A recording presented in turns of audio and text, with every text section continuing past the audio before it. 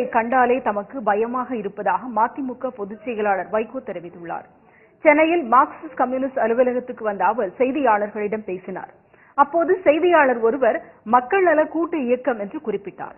பேட்டியை முடித்துக் கொண்டு வைகோ உள்ளே சென்றதும் அவருடன் வந்திருந்த வழக்கறிஞர் ஒருவர் எப்படி தங்கள் கூட்டணியை மக்கள் நல கூட்டு இயக்கம் என அழைக்கலாம் என்று கேட்டார்.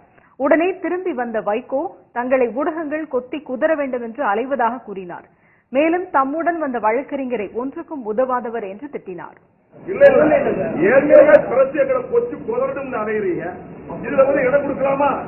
உங்க டிவியை கண்டாலே பயமா இருக்கு. உனக்கு வேணாம், என் கூட இனிமே யாரும் வரக்கூடாது. வண்டி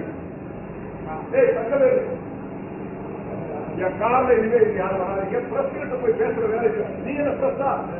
எதுக்கு அவங்க போய் பேசுற? கூட்டணி கூட்டணி உனக்கு என்ன? நீ ஒரு வைக்கிறாயா?